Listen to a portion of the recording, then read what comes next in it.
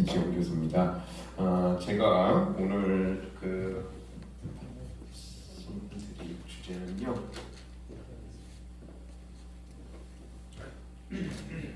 여기 있습니다. 괜찮습니다. 예.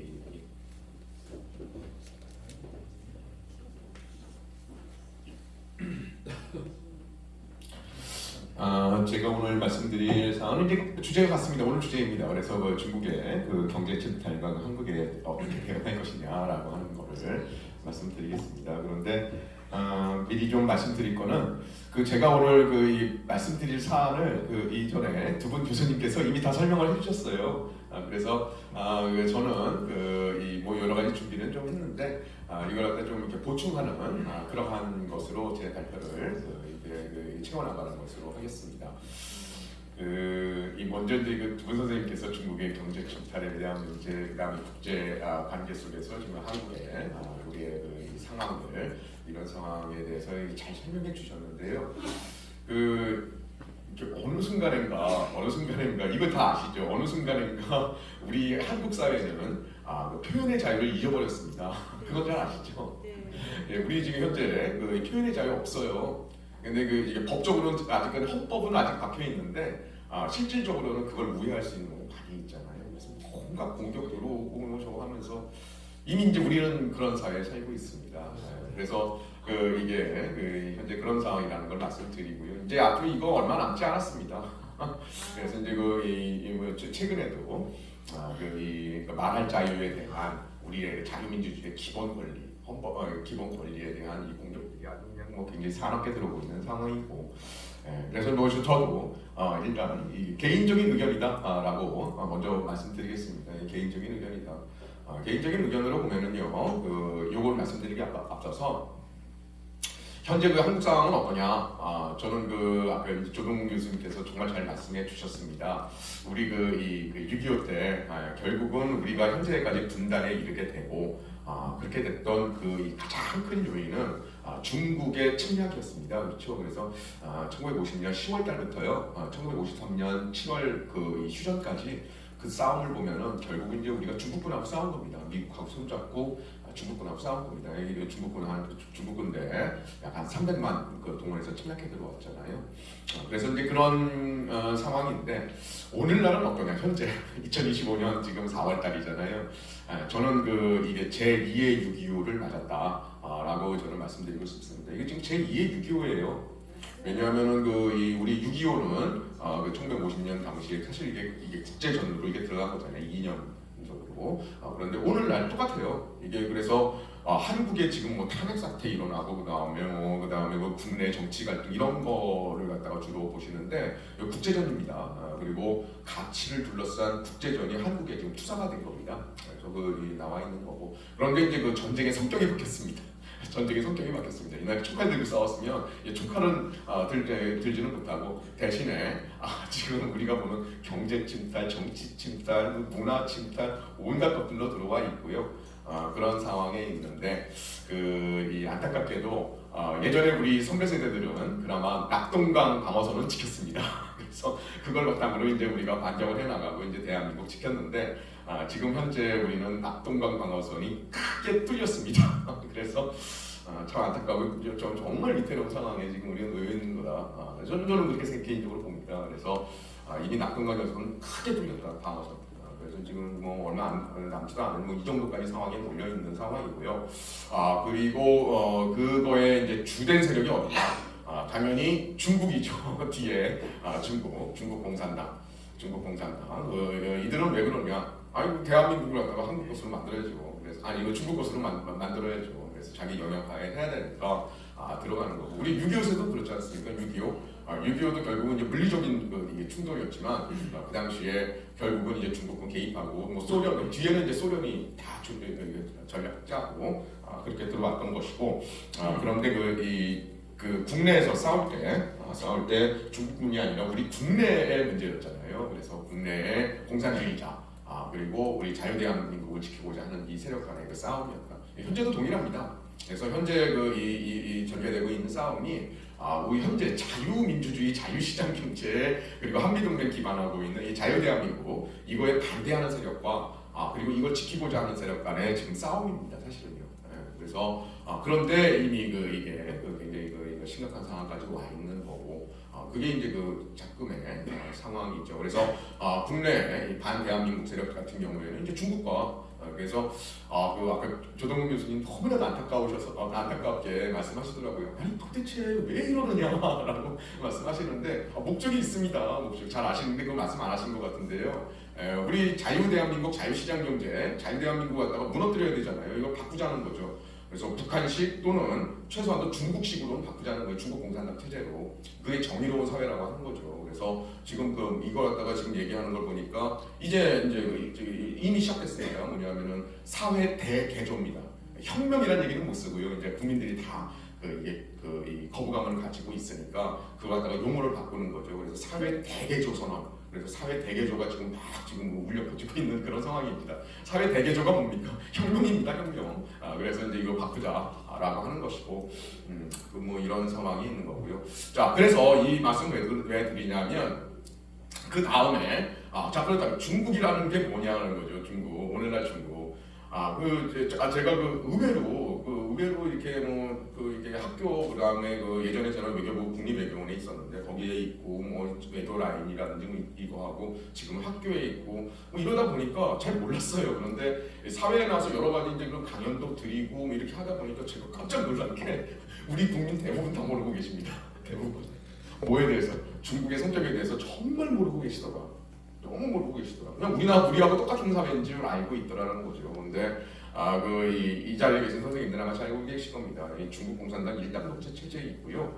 저들은 지금 목적이 뭐냐하면 자기네들식으로 그런데 거기에 중국 공산당 체제뿐만 아니라 플러스한 게 있습니다. 중화민족주의입니다. 중화민족주의. 그래서 이 중국 공산당의 이념에 충실하게 직결된 중화민족이 전 세계를 지배한다.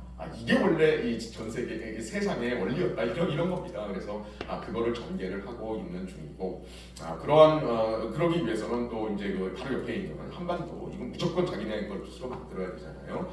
이러한 이 전개 방향을 이러한 목적을 가지고 지금 이렇게 하고 있는 거다라는 거죠. 그래서 그리고 이제 그러다 보니까 이제 중국 공산당 체제입니다. 중국의 성격. 그래서 우리는 제가 다시 한번 또 계속 놀라는 게 중국 그러면 이게 5천 년의 역사가 있고 공자의 나라, 유학의 나라, 역사와 전통의 나라 대부분 막 이렇게 알고 계세요. 그런 중국 없어졌습니다. 그런 중국 없어졌습니다. 언제? 1949년도 10월달 이후에 그런 중국은 없어졌어요. 그래서 벌써 얘들 75년, 80년입니다. 아주 사납고 명세고 독기에 가득 찬 앙심과 증오에 가득 찬 공산주의를 75년, 80년까지 해왔어요. 그래서 전통 사상이라든지 전통 유물까지 다 싸그리 소멸했습니다. 지금 우리가 중국 가가지고 보는 자금성 아니면은 만리장성 이런 거 있잖아요. 껍데기만 남은 겁니다. 그 안에 있는 거 다 가짜예요. 사회주의하고 싸그리 다 없었어요. 근데 유물만 없앴느냐? 아니죠. 정신 사상 이게 75년, 30년 동안 그냥 완전히 세탁이 된 거예요.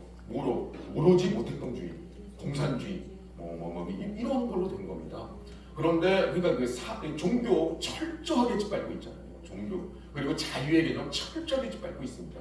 그러다 보니까 이 사람들이 그러한 상황에서 오로지 아는 거는 계급 투쟁, 혁명, 위대한 중화민족, 이러고 그냥 투쟁 이것만 아는 사람들이 그리고 그 사회주의화 과정에서요 이런 말할 수 없는 참혹한 일들이 벌어졌습니다. 우리 사회에 절대 안 알려지죠. 절대 안 알려집니다. 우리 교수들 절대 얘기 안 합니다. 어떤 교수는 그런 얘기합니다. 왜 그런 얘기를 하느냐? 그러면 중국에 대해서 우리 학생들이 부정적인 입장을 갖는 거 아니냐? 이렇게 해서 절대 그런 얘기 하지 마라. 좋은 얘기 해줘야지. 그래야 중국에 대해서 우호적인 감정 갖고 한중 친선이 되는 거지. 이런 식의 이제 교육을 하고 있고 더 앞서 나오는 게 전문가, 교육, 교수, 교사 그리고 언론 방송입니다. 그래서 이제 이 실체를 못 알려주는 게 뭐냐면 우리 언론이에요. 그래서 지금 방금 말씀하신 것 중에 고려 아련이라든지 이렇게 해서 중국 전체 침탈해서 쭉 나오잖아요. 그럼 우리 사회가 이거에 대해서 화끈하고 일어난다고요. 그러면은 그거를 가장 전면에서 지금 맡고 있는 게 누구냐? 언론 방송입니다. 언론 방송. 뭐를 빙자해서 아까 조동국 교수님 말씀하신 빙자, 뭘 빙자하느냐? 팩트 체크. 팩트 체크를 빙자해서요. 그거를 탁탁 차단합니다. 사실을 알려주는 거예요. 국민들한테. 그래서 야 이거 가짜야, 가짜 뉴스야. 그런데 그 내용을 보면은요, 굉장히 형식 논리예요. 뭐 예를 들자면은 중국인이 여기 가서 엄청나게 혜택을 받대. 팩트 체크. 가짜 뉴스야. 중국인이 아니라 외국인이지. 이겁니다. 근데 실질적으로 그 외국인 중에 80% 이상이 중국인인데 이게 단어가 잘못됐다는 거예요. 외국인이야, 외국인. 뭐 이런 식으로 한다든지 아니면 고려야원 같은 경우도 제가 봤어요. 고려야원 같은 경우 굉장히 심각한 문제인지 좀 이따 말씀드리겠는데 이게 경제추탈의 이제 이 방법 중에 하나인데 그 굉장히 심각한 문제인데 그러다 보니까 우리나라의 주요 언론 방송이 쭉 이걸 갖다가 보도를 하더라고요. 팩트 체크. 그러면서 가짜 뉴스. 그러면서 교수들 무슨 뭐 서울대 하면서 무슨 뭐 경제학과 아무개 교수 하면서 정말 이런 가짜 뉴스가 유포된다는 게 너무나도 마음 아프다. 그런데 그걸 다 확인해 보면 뭐냐면은요. 아니 이거 자본법상 이거는 그 상업본들은 이거 당연한 거야. 이거는 뭐 중국이 침탈이라고 하는 게 아니고 상업본드지. 그리고 그 상업본드 MBK 보니까는 한 5%밖에 안 되네. 그러면 이거는 영향력 없지. 지분 구조를 봐. 뭐 이런 식의 이 구도입니다. 너무나도 현실을 모르는 얘기죠. 그래서 이런 식으로 탁탁 났습니다. 근데 실질적으로는 이게 5%가 별로 안 되는 것 같죠. 이 5%를 딱 5%가 아니에요. 1%, 1.6%만 이게 무수히 많은 사례가 있습니다. 그래서 중국 애들이 하는 게 간접 사모펀드라든지 요거 동원하는 케이스인데 이게 아주 겉으로 안 드러나게 뒤에서 조종하는 이게 수법이에요. 그래서 하는데 뭐 한 0.몇 프로까지 가지고도 0.9%인가 8%인가 이거 가지고도 그 회사를 그냥 잡아보는 케이스도 많이 있어요. 미국하고 소유럽 회사들 있잖아요. 중국이 간접적으로 이렇게 들어와서 한 경우가 굉장히 많이 있어요. 아까 김봉기 교수님 여러 가지 케이스를 말씀해 주셨는데 거기 보면 보통 뭐 6%, 7%, 뭐 20% 이 정도 들어가 있잖아요. 한 0.9%, 0.8% 케이스도 있어요. 얼마든지 방법이 있어요. 왜 그러느냐? 얘들은 규칙을 안 지키죠. 규칙을 안 지키죠. 그래서 지금 다시 이제 한번 말씀을 드리겠습니다. 중국 공산당 체제를 우리는 전혀 모르고 있다. 예를 들고 이 윤리라든지 도덕이라든지 우리는 그 종교라든지 이런 걸로 다 이게 접혀져 있잖아요. 그런데 얘들은 그게 없어졌어요. 없는 상황에서 이 자본주의라고 하는 걸 하다가 받아들인 거고 자본주의로 길을 넘어가다 보니까 이 공산당이 정말 도끼 어리고 앙심에 가득 찬 목적을 위해서 수단과 방법을 안 가리는 그러한 것들이 그대로 여기 적용된 겁니다. 그런데 그거 어떻게 되느냐? 중국은 공산당의 나라입니다. 그래서 중국의 순수 민간이라고 하는 것, 민간과 사회는요 존재하지 않습니다. 우리 기준에 사회라는 건 존재하지 않아요. 아니 무슨 얘기야? 말도 안 되는 얘기 하라고 하는데 실질적으로 그렇습니다. 우리가 하는 게 국가로부터 독립된 사회잖아요. 국립 때부터 독립된 사회와 민간과 민간 조직과 하다못해 종교기관 무슨 기업도 마찬가지입니다. 그런 건 존재하지 않아요. 존재하지 않습니다. 그리고 공산당은 이 전체 이 엄청난 규모를 총동원한 겁니다. 총동원해서 수많은 방법과 방식으로 마구마구 약탈을 해 나가고 있는 게 중국의 현재 시점이에요. 이 상황이에요. 성격입니다. 성격. 그래서 그걸 갖다가 우리가 미리 좀 알아야 된다. 그걸 전혀 모르고 그리고 이제 우리가 중국과 교류해서 우리가 지난 1992년 이후에 중국과 교류를 통해서 많은 경제적인 이득을 맡은 건 사실이에요. 하지만 우리는 착각하고 있는 게 있어요. 마치 우리가 이게 자유무역을 하고 있는 걸로 알고 있어요. 우리가 미국과 자유무역하듯이 그리고 일본이라든지 서유권 다른 이 자유시장 경제와 자유무역하듯이 중국과 자유무역하는 걸로 알고 있는데요. 절대로 착각하고 있는 겁니다. 이거는 엄청난 착각이에요. 우리 지금 자유무역하는 게 아닙니다. 완전히 다른 상대와 지금 우리는 하고 있는 거예요. 그러면 이렇게 얘기하면 또 이제 언론이 또 나올 겁니다. 세상에 산중 FTA에 이 조항이 있는데 무슨 자유게 아니라고 저걸 교수를 앉아가 저렇게 떠든다라고 얘기를 하는데 형식과 제도에서는 이 자유무역을 한다라고 돼 있는데 제가 말씀드리는 거는 실제에 있어서는요. 왜? 쟤네들은 우리 자유민주주의 체제와 같이 법치와 룰이 지켜지는 사회가 아니거든요. 그래서 이걸 얼마든지 우회할 수 있는 방법은 무수히 많습니다. 그래서 이걸 갖다 자유무역하는 게 아니다라고 하는 거예요. 완전히 일반적 게임을 갖다가 우리는 하고 있는 거다라고 하는 거를 좀 미리 말씀을 드리겠습니다. 이걸 이해를 해야지 그걸 갖다가 이 중국에 대해서 전혀 모르는 뭐 각각 분야의 경제학자라든지 뭐 통계학자라든지 이런 분들이 있잖아요. 이런 분들이 이거 내용 모르잖아요. 그러니까 딱 하면 우리가 이게 상식적으로 알고 있는 것처럼 그거 갖다가 이거 중국도 정상나라라고 착각을 하면서 이거는 뭐 가짜 뉴스 뭐 이런 식으로 이제 뭐 전문가를 빗대서 얘기를 하고 있는데 전혀 상황을 모르는 거다. 이 실체를 갖다가 그리고 또 하나 말씀드리는 거는요. 중국 내부 문건에서 제가 다 이제 이거 갖다가 본 겁니다. 뭐냐면은 이 중국 공산당 얘네들이요, 1980년대 이제 그 자본주의화의 길을 걷기 시작한 거잖아요. 그래서 세계에 나오게 했는데 맨 처음에는 엄청 의심했어요. 얘네들 의심 많잖아요. 그래가지고 야 이러면은 저 자본주의자들한테 우리가 너무 잡혀먹히는 거 아니야? 굉장히 의심하는데 이게 왔어요. 그런데 그러면서 굉장히 의심을 했는데 1990년대 초반에 이르면 그 문건이 나옵니다. 얘네들이 너무나도 놀래요. 정말 의심하고 들어갔는데 미국, 캐나다, 미국 그들이 그렇게 저주하는 자본주의 그 제국주의 국가들 미국, 캐나다, 호주, 유럽, 여기 영국 뭐 하다못해 일본도 그렇고요. 거기 갔는데 맨 처음에 의심을 하고 들어갔는데 이들이 너무나도 깜짝 놀랍니다. 너무나도 갔는데 이들의 입장 정말 정말 도끼 어린 그냥 서로 간에 그런 것들을 참 이들이 딱 보기에는 너무나도 쉬운 사회라는 거예요. 너무나도 허술하다는 거예요. 그리고 거기에다가 우리 중국 사람들 너무 불쌍해. 80년대, 90년대 굉장히 못 살았잖아요. 2000년대 초반까지만 하더라도 불쌍해. 도와줘야지. 우리는 포용이야. 이게 우리의 정신이지. 포용. 그리고 인권, 감싸주기, 그리고 우리는 룰에 의해서 하는 것이지. 그러면서 뭐 약자를 보호해줘야 돼. 뭐 이러면서 외국 이런 식으로 가는데 맨 처음에 의심했다는 거예요, 자기들이. 얘들이 이걸 갖다 우리 속이기 위한 공작이었겠지. 자기 집대로 생각한 겁니다. 그런데 경험을 해보니까 그게 아니라 이게 진짜라는 거예요.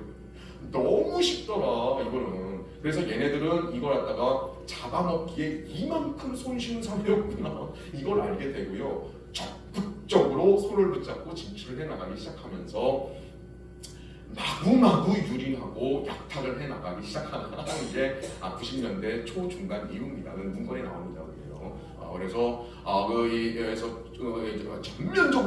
전면적으로 들어가서 마음대로 뺏어내라. 마음대로 정말 쉽다. 무엇을 이용해서 바로 저들이 자랑하는 그 알량한 자유민주주의와 법치와 인권의 이름으로 마음껏 약탈할 수 있다라고 이 얘들은 보는 거죠. 이거 정말 쉬운 거예요, 얘들의 입장에서는요. 근데 우리는 이제 그게 아니잖아요. 근데 이거 가지고 하니까 게임이 당연히 안 된 거죠. 자, 이렇게 오게 되는데 여기에 이제 제가 이제 초안전이라는 책을 썼습니다. 이거 제가 쓴 게 아니고 중국의 이 군사 전략가가 쓴 거를 제가 그걸 기반으로 해가지고 실제적으로 어떻게 적용되느냐. 그래서 전 세계 수많은 사례와 보고서들 이거 해가지고 이제 국내에 소개한 책이고요. 근데 여기 보면은 이것도 얘네들 얘기입니다. 그래서 전 세계를 갖다가 무제한 전쟁 또는 보이지 않는 전쟁, 소리 없는 전쟁, 총성 없는 전쟁, 뭐 이제 다양한 하이브리드죠. 이번에 윤석열 대통령이 얘기한 거 있잖아요. 뭐 초안전, 무제한전이 이렇게 얘기하기 뭐하니까. 이 내용 다 알고 계십니다. 그런데 하이브리드전이다 뭐 이렇게 얘기를 하신 거예요. 그런데 여기 보면은 여기 비군사전이라는 게 있어요. 전 세계를 다시 한번 말씀드리면 전 세계를 중국 공산당을 중심으로 이 영도화는 중화 민족이 전 세계를 장악하는 패권을 장악하는 것을 위하여 그러한 전쟁을 위하여 총칼 들고 싸우기에는 자기들이 능력이 안 되니까 그러니까 중국의 지혜 싸우지 않고 이기는 방법. 거기에 이제 공산당의 전략 전술 뭐 이런 거죠. 그래서 하는데 여기에 보면은 비군사전이라고 있습니다. 비군사전. 그래서 비군사전에 이제 보면은 금융전, 무역전, 자원전, 원조전, 법률전, 경제 제재전, 뭐 미디어전도 있고요. 뭐 이런 것들이 있습니다. 이제 이런 것들이 하나의 경제전이다라고 오늘의 주제로 들어가도록 하겠습니다. 그래서 이러한 것을 하기 위해서 아까 말씀드렸잖아요. 얘들은 민간이 없어요. 그래서 그러니까 이런 얘기하면 또 그래요. 저것도 가짜 뉴스야. 내가 아는 나의 절친한 친구 그 사람 이런 거 자체를 몰라. 근데 그 사람이 스파이라고? 스파이래? 뭐 이런 식으로 증거가 어딨어? 그 사람 스파이가라는 게 증거가 어딨어? 이런 식으로 가짜 뉴스야 뭐 이러는 게 우리나라 이제 중국 전문가들, 교수들 뭐 이런 언론 방송이 이렇게 떠드는 거고요. 중국 공산당 체제가 이거예요. 공산당 중심으로 해서 당정 분민화, 공산당 공산당의 통치기관이 중화인민공화국입니다. 국가기관. 그리고 인민해방군 이게 하나의 몸이에요. 그리고 민간 그리고 학술 전문가 무슨 뭐 기술자 이런 이 전체를 갖다가 동서남북중으로 그래서 저희가 동서 360도로 꽉 장악해서 총동원해라고 합니다. 총동원해서 상대방의 국가를 마구마구 침탈해 나가라. 어디를 침탈해 나가냐? 경제 침탈해 나가고 사회 침탈해 나가고 이념 침탈해 나가고 그 다음에 뭐 정치인 내수하고 기업인 내수하고 그 다음에 중국인들 들여보내가지고 중국인들이 그 지역 장악하게 되고 온갖 수단 방법. 그리고 우리가 지금 이 정보통신 있잖아요. 아까 화웨이 말씀 안 나오셨는데 화웨이 이걸 통해 가지고 정보통신만 다 장악하고 그래가지고 그냥 샅샅이 해가지고 그냥 꽉 가지고 가라 뭐 이런 얘기입니다. 그래서 이게 뭐냐면 당이 명령하면 그 사람이 위협이 들어와 있는 중국인과 조선족들이 전부 다 뭐 스파이다 이런 얘기가 아니고요. 그분들은 당이 지시를 하면 언제든지 따라야 된다고요. 근데 그 방법도 뭐 다양해요. 이거 할 때 예를 들자면은 정보 취득할 때요. 예를 들자면은 뭐 이런 거예요. 그 뭐 창원공단 있잖아요. 창원공단 거기에 이제 그 전체적으로 우리의 그 군수물자라든지 전략산업이라든지 기업이나 쭉 있잖아요. 거기 현황을 조사해요. 근데 누굴 보내느냐? 바로 류커를 보냅니다. 류커. 예를 드는 거예요. 예를 뭐 중국 유학생이 찍는 것도 있고 다 하고 하는데 류커를 보내. 예를 들자면 근데 그 류커가 누구냐? 중국인 여행객들이요. 그래서 거의 그 우리나라에 많이 왔잖아요. 이 한때 근데 그분들이 오잖아요. 그러면 거의 공짜예요. 공짜인데 어디냐면은요. 저 귀주성, 저기 뭐 운남성, 저기 뭐 안의성 저 시골에 있는 할머니 할아버지들 갖다가 공짜로 보내줘요. 그분들은 저기 평생 거의 해외여행 그냥 중국도 못 다녀봤는데 해외여행 보내주시니까 얼마나 좋아요. 이거 오죠. 근데 거의 공짜입니다. 그러면 어떻게 돼요? 갈 때 국가안전부라든지 중국 요원이 와가지고 아유 저기 뭐 저기 잘 다녀오시고요. 그다음에 이거 뭐 저기 가서 뭐 저기 선물이나 사시고. 근데 가서 그 지역에 사진 좀 많이 찍어 오세요. 사진. 그래서 따님 만났잖아. 따님 만나가지고 사진 좀 많이 찍어요. 그래가지고 이제 쭉 들여보내요. 그래서 보면은 그분들이 그러면 아니 그 할머니가 스파이라고 이재용 교수? 그 할머니가 스파이가 교육받고 왔다는 게 아니고요. 전혀 아무것도 없어요. 아무것도 몰라요. 근데 와서 그냥 팍팍팍팍 찍어가는 겁니다. 그 앞에서. 그러면 저 시골에서 온 정말 할머니가 자기 따님하고 그냥 행복하게 찍는데 누가 뭐라고 그래요. 그런데 그걸 갖다가 어떻게 합니까? 쭉 취합해서 정보를 하면은 그대로 복원이 되는 거예요.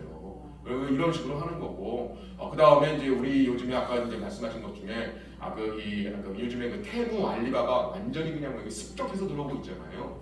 근데 이제 이 공산당 체제가 자기네를 갖다가 이 통제하기 위해서 완벽한 감시 통제 체제를 구축을 했어요. 이미 중국 국내에서는요. 그래가지고 이제 뭐 인터넷을 이용해가지고 CCTV까지 다 했어요. 그런데 얘들은 그걸 넘어서 전 세계를 통제해야 되잖아요. 전 세계를 통제해야 되는데 어떻게 됩니까? 그러면 정보가 있어야 되잖아요. 그래서 가끔 가다가 우리 이제 뉴스에도 여기 나오더라고요. 그래서 뭐 외국의 중국이라고 하면 큰일 납니다. 우리나라에서는 외국인 해커가 우리나라 건강보험공단에 이게 적어와서 북한 해커인지 뭐 누군지 뭐 여기 들어와서 그 건강보험 자료를 싹 해킹해 가져갔다고. 그걸 뭐로 가지고 그걸 적정 모르는 거예요. 바로 그 정보를 쭉 취득하잖아요. 그럼 우리의 건강, 생체든 모든 정보가 싹 나와요.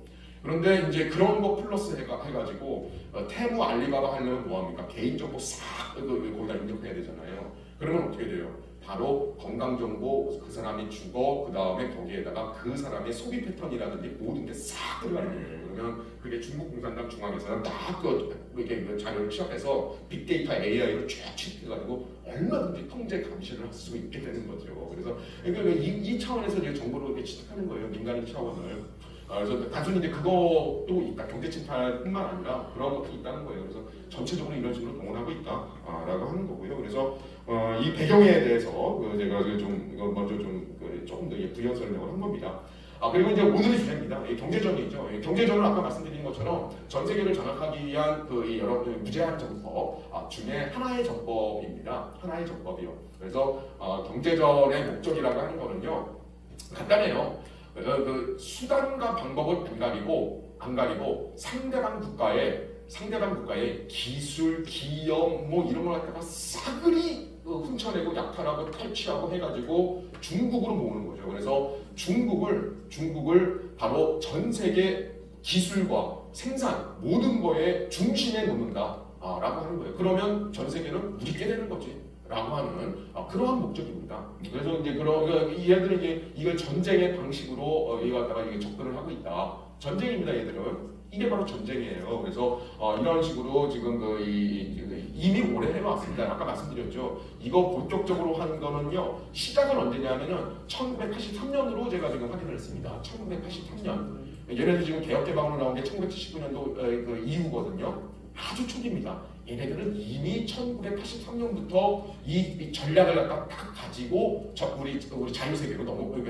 자유세계와 손을 붙잡는 그러한 결정을 내린 거예요. 1983년도입니다. 그런데 이게 이제 본격적으로 된 게 1990년대입니다. 그래서 1996년, 7년 뭐 이 정도예요. 그래서 이걸 갖다가 이제 그 다음부터는 근데 이제 그 나라마다 틀립니다. 나라마다 우리나라 같은 경우에는 1992년도에 이제 수교했으니까 좀 적은데 그리고 이제 일본 같은 경우에는 가장 먼저 1970년대 수교를 했잖아요. 그래서 일본이 중국의 이 산업 재건에 어마어마하게 도움을 주는데 일본만 가더라도 쉽지가 않았어요. 그런데 얘네들이 너무 싫었던 게 어디냐? 바로 캐나다였습니다.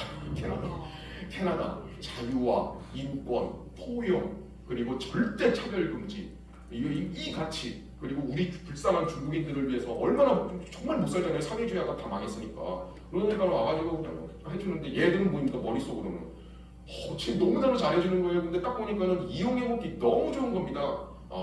이게 딱 그겁니다. 우리나라의 아카데미 영화제인가? 저 기생충? 기생충이라는 거 있잖아요. 딱 그거예요. 딱 그거. 제가 그거 보면서 참 기분이 안쪽에 저거 있는데 저런 거를 우리가 저거 해야 되나? 거기서 보잖아요. 잘 사는 사람들, 너무나도 좋은 마음 갖고 있는 사람들, 이 사람들 이용해먹기 너무나도 좋다는 걸 알게 되잖아요. 딱 그겁니다. 예. 그래서 그러한 그게 이제 중국인데 얘네들이 와가지고 이러면서 90년대부터 이미 많이 장악을 했습니다. 그래서 오늘날 전 세계의 정보통신 분야, 기기 분야에 있어서는 거의 독점적인 지위를 갖고 있는 게 화웨이입니다. 화웨이요. 화웨이는 아까 김병준 교수님 말씀해 주셨잖아요. 어떻게 화웨이가 성장을 하게 되었느냐. 그래서 이제 그 기업만 잡아먹은 게 아니고요. 전 세계에 이름 없이 쓰러져간 80년대, 90년대 정보통신 총화들이 있었습니다. 캐나다 기업, 영국 기업, 미국 기업, 전 세계 기업이 있어요. 이거를 화웨이가 하나씩 잡아먹습니다. 다 잡아먹으면서 자기의 규모를 엄청 키우고 그래서 그걸 바탕으로 해서 전 세계 5G 정보통신기기의 독점적 지위 거의 97%, 98%까지 도달한 게 2019년이었습니다. 요거를 갖다가 제동을 건 게 트럼프였어요. 트럼프 일기. 왜냐하면 이거는 정말 엄청난 가공한 사실을 알게 된 거예요. 뭐냐면은 정보통신에 제가 지금 약간 보충 설명드리는 건데 이 정보통신이라고 하는 게 현대 ICT 이 정보통신 혁명 사회에서는요 이게 우리 인간으로 따지면은 뇌와 중추신경계를 의미하잖아요. 중추신경계. 그런데 이 그러면은 중국 공산당 입장에서는 뭐냐? 바로 이 정보통신망을 딱 자기들이 장악하면은 그러면 한 생명체 또는 한 국가의 뇌와 중추신경계를 다 장악하는 겁니다. 그 게임 끝난 거예요.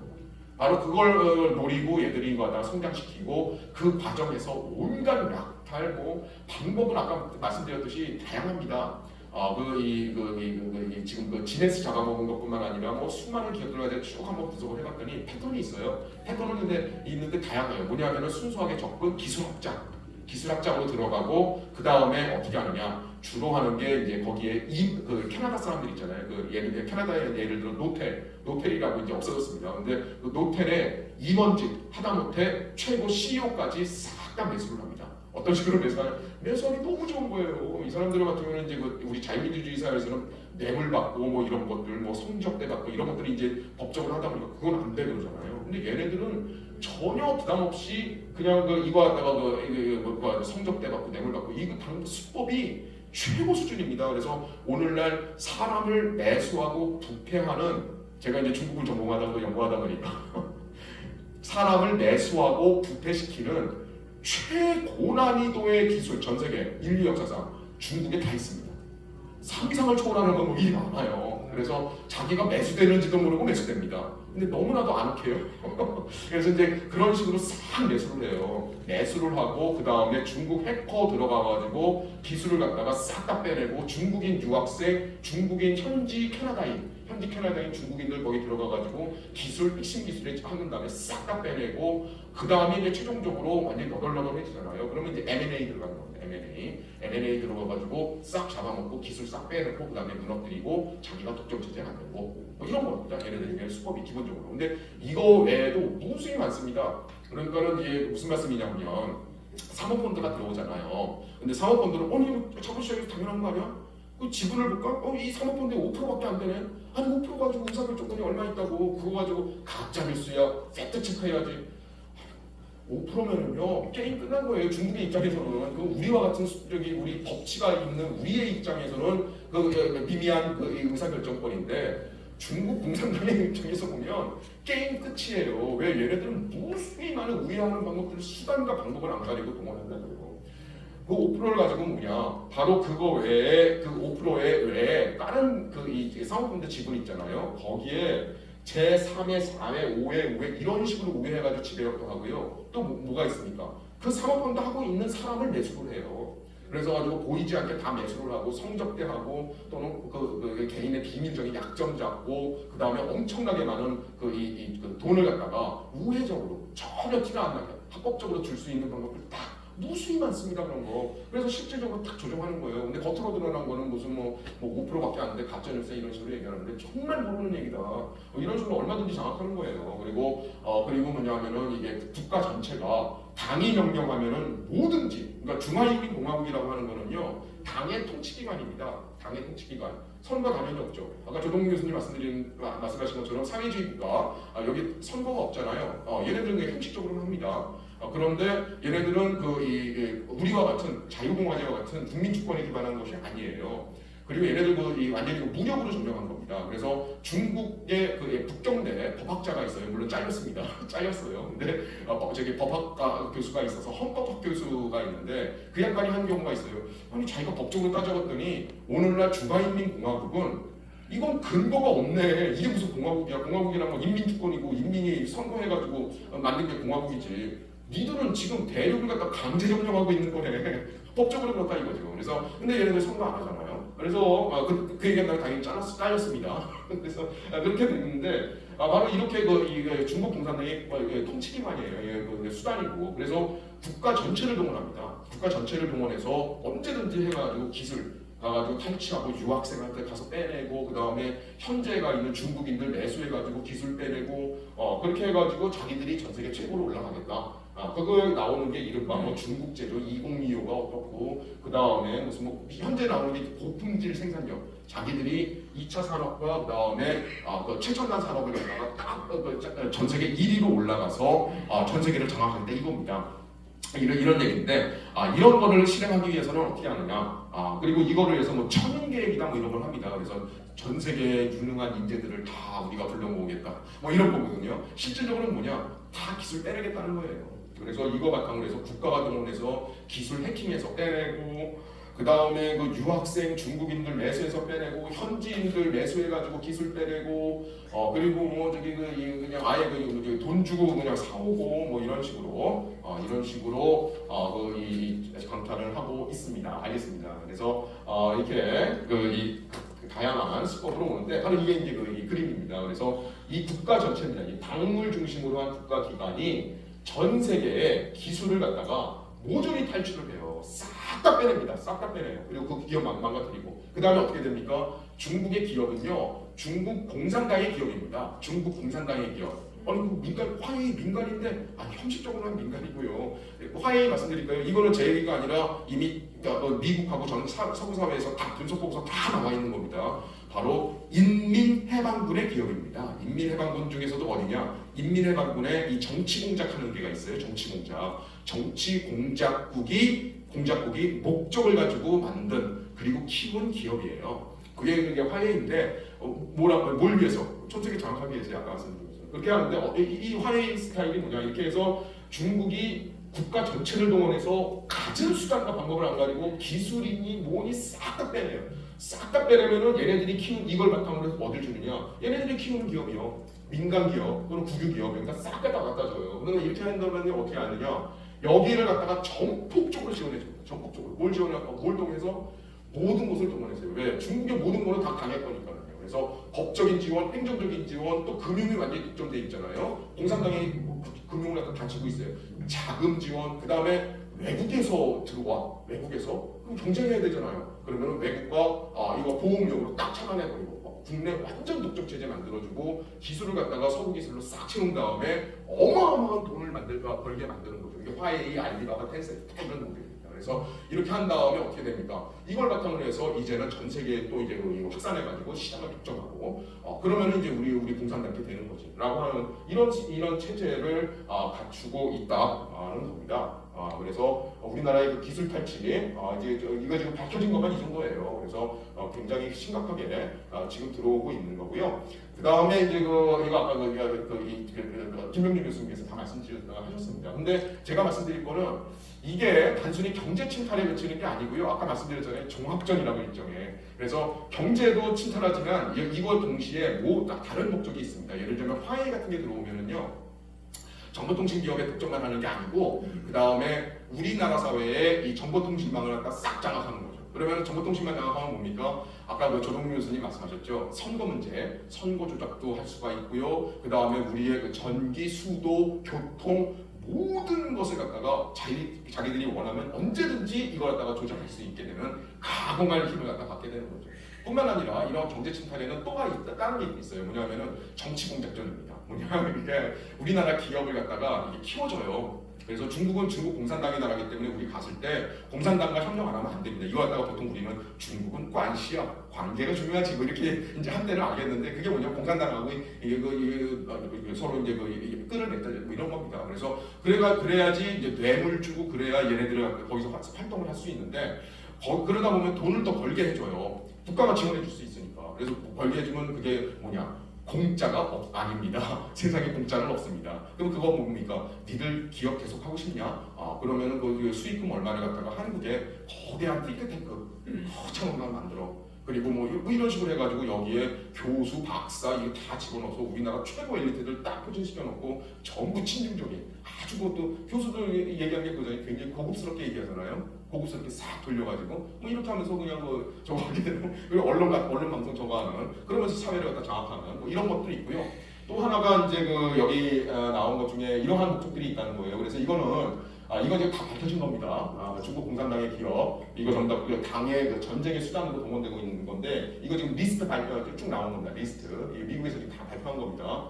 그래서 리스트 거의 모두 중요한 기업들이 많이 들어가 있고 그리고 여기에서 이제 우리 아까 말씀드린 것처럼 우리 카카오라든지 아니면은 뭐 여기 A웹과 관련된 다산몰인가 뭐 이런데 통해 가지고 이러한 정치전 뭐 사이버전 뭐 이런 것도 하고 있고요. 그래야 다 장악하고 그 다음에 또 이제 최근에 이 고려 아연은 뭐냐면 자원전이에요. 자원전. 그래서 이제 이 성격 자체가 경제적으로 우리의 핵심적인 것 가지고 올 것뿐만 아니라 바로 현대 사회에서 가장 핵심 광물 있잖아요. 현대 최첨단 산업에서 뭐 히토리라든지 아니면은 그 아연과 관련된 뭐 안티모니 저도 잘 모르겠습니다. 인디움, 비스무트, 텔루리움 뭐 이런 거 있잖아요. 이거의 전 세계 최고의 기업입니다. 고려 아연이. 근데 얘네들이 한 78%인가 이 정도를 장악하고 있는데 나머지 고려아연이 이 부분에서 차지하고 있는 게 정확한 수치인지 모르겠습니다. 15%에서 17% 정도 된다 그래요. 중국 공산당 입장에서 어떻게 됩니까? 이거 딱 장악하면 이거 실질적으로 자기가 가져가면 전 세계 98%, 99% 핵심 광물을 갖다가 자기 손안에 딱 집어넣는 거죠. 그러면 어떻게 돼요? 마음껏 보복할 수 있는 거죠. 그래서 트럼프 네가 저거 해? 그럼 딱 끊어. 니들은 하다못해 무기 하나도 제대로 만들 수 없어. 뭐 이렇게 되는 거예요. 이러한 배경에서 이게 경제전과 자원전이 동시에 들어가 있다는 거고요. 자, 그래서 지금 이러한 거에 대응하기 위해서는 만약에 우리나라가 정상국가라면 우리나라 대한민국 정상국가 아닙니다. 이미 정상국가 아니고 앞으로 지금 어떻게 될지 모르겠어요. 그런데 정상국가라면 대한민국이 존속해야 한다면 기본적으로 아까 말씀하신 거 최소한 간접법이라도 개정해야 되는 거 아니냐. 그리고 우리 이 중국에 대한 이거에 대한 아까 이제 기술 탈취한 거 있잖아요. 그거 우리 굉장히 제약돼 있어요. 그런데 그나마 너무나도 눈에 띄게 나와 있기 때문에 그거 걸린 게 그 정도입니다. 제가 국가정보원 모 인사로부터 얘기 듣기로는요, 우리나라의 중국이 노리는 전략산업, 반도체, 그리고 우리 국방산업 요즘 K방산 이거 있잖아요. 그리고 관련된 합병업체가 많다고 합니다. 거기 앞에는요, 그냥 대놓고 한 오후 5시간 되면 중국의 그 비밀 안전 요원들이 그 앞에 그 정문 앞 회사 정문 앞에 카페하고 식당에 진을 치고 있답니다. 퇴근하는 거 붙잡아달라고 이제 술 내리고 밥 사 먹이고 저거 하고 해서 정말 그냥 진을 치고 있답니다. 진을 치고 이 정도 상황이 거의 무방비다. 지금 65억으로 우리가 이거 갖다 벌금을 올렸다고요? 실질적으로 어떤지 아세요? 거의 대부분 집행유예입니다. 집행유예, 벌금 아니면은 정말 너무나도 심각한 이건 너무했다라고 하면은 한 6개월 정도 실형이 나옵니다. 그런데 그 당사자는 어때요? 당사자는 중국으로 보통 100억, 200억, 300억씩 벌었는데요. 그러면 6개월 살고 나오면 그만이에요. 6개월 살고 나오면 그만입니다. 당장 뭐 먹고 살기 힘든데 뭐 300억, 400억 이렇게 들어오는데 얼마든지 게임 되는 거죠. 실질 법 적용은 대부분 송방망이입니다. 송방망이 이런 식으로 되어 있는데 최소한 우리 거는 좀 지켜야 되는 거 아니냐라고 하는 거. 그러니까 이거 이렇게 되어 있고 그래서 이거 지금 해야 될 것들이 굉장히 많이 있어요. 뭘 위해서? 우리가 뭐 특별히 뭐 중국을 견제하고 이것이 아닙니다. 그냥 정상 국가. 하다못해 이제 필리핀 있죠. 필리핀 하다못해 중국에 완전히 예속되어 있는 캄보디아 또는 뭐 말레이시아, 인도네시아 있죠. 얘들도 이 정도는 합니다. 얘들도 이 정도는 해요. 우리는 완전 무방비. 그리고요. 여기서 드리면 1분 내에 마치겠습니다. 그리고 이제 그 한국이 중국의 입장에서는요 최고입니다. 왜냐? 기술력이라든지 산업기반 저 선진국이잖아요. 미국하고 다 연관되어 있어요. 그런데 미국, 유럽 아까 좀 전에 말씀해 주셨지만 이런 것들이 이제 우리 더 이상 당할 수 없다라고 해서 이제 그거에 대한 차단을 해 나가잖아요. 그런데 딱 보니까 급급하고 완전히 되어 있는데 완전 무방비 상태 대한민국입니다. 그러니까 마구마구 들어오는 겁니다. 마구마구 대놓고 들어옵니다. 대놓고 들어와서 그냥 마구마구 유린하고 약탈하고 지금 가져가고 있는 게 현실이에요. 현실이고 그리고 또 하나 두 번째 뭐 이거 법적인 거 외에 두 번째로는 최소한도 우리 우리나라를 사회 대개조로 해가지고 자기들이 원하는 정의롭고 평등한 세상 이 세상으로 만들고 그러기 위해서는 미국 놈들 몰아내고 중국하고 손잡아야 된다라고 하는 그분들한테 좀 말씀드리고 싶어요. 여러분들이 아니 못 사는 사람들 그리고 경제적으로 어려운 분들 중요하다면서요. 지금 중국은 지금 경제적으로 구조적으로 체계적으로 무너지고 있습니다. 이거는 뭐 제가 말씀드리기 좀 그런데 이게 좀 시간이 필요합니다. 그런데 중국은 구조적으로 무너져 내리고 있습니다. 구조적으로 일시적인 게 아닙니다. 구조적으로 무너져 내리고 있습니다. 그런데 엄청난 과잉 생산 체계가 돼 있잖아요. 이제 우리 팔 데가 없어요. 그런데 그것도 어디다? 하다못해 중국한테 경제적으로 거의 예속되어 있는 인도네시아, 말레이시아, 캄보디아조차도 85% 100%씩 해요. 왜? 자기들 가장 힘드신 분들, 영세, 중소상공인들을 보호해줘야 되는 거 아니냐는 거죠. 그래서 그걸 하고 있어요. 그런데 우리는 완전 무방비입니다. 완전 무방비. 그래서 알리테무라든지 이런 걸로 지금 마구마구 들어오잖아요. 1,500만인가 이 정도 가입자가 돼 있다고 하는데 지금 우리 경제에서 가면 바닥 경제 굉장히 힘듭니다. 그 중에 하나가 어디가 제일 힘든지 아세요? 영세 중소상공인입니다. 기업하시는 장사하시는 분들 중에 가장 영세하고 힘드신 분들이에요. 그분들이 제일 힘들어요. 그런데 왜 그러냐?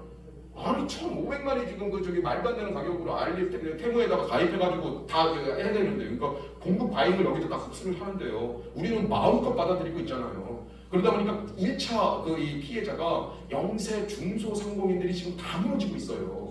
그런데 영세 중소상공인은 뭐냐 하면은요, 우리나라 경제 산업기반이 바로 최고 단위까지 이게 이루어지기 위한 생태계의 밑바닥이에요, 밑바닥. 근데 이게 이제 싹 소멸하는 겁니다. 소멸하면 어떻게 됩니까? 그 다음은 5년 뒤, 10년 뒤에는 중견기업, 그 다음에 대기업이에요. 성장 상태가 없어지잖아요. 우리 기업 운영하려면은 종이 쪽에 포스트잇도 있어야 되는 것이고, 볼펜도 있어야 되는 것이고, 기본적인 이런 것들은 있어야 되잖아요. 싹 다 중견에 먹는 거죠. 근데 그런 상황 정도는 우리가 인식해야 되는 거 아니냐. 그래서 최소한도 중국한테 완전히 예속되어 있는 경제적으로 캄보디아, 라오스, 뭐 인도네시아 정도도 하는 정상 국가라고 하는 그런 국가들이 최소한 하는 그 정도는 우리가 해줘야 되는 거 아니냐라고 하는 거죠. 근데 우리 지금 완전히 못하고 있는 뭐 이런 상황입니다. 그래서 참 안타깝습니다. 예, 근데 우리의 또 과제이기도 하고요. 제가 오늘 딱 질의응답에서 또 말씀드리겠습니다. 이 정도는 말씀드리겠습니다.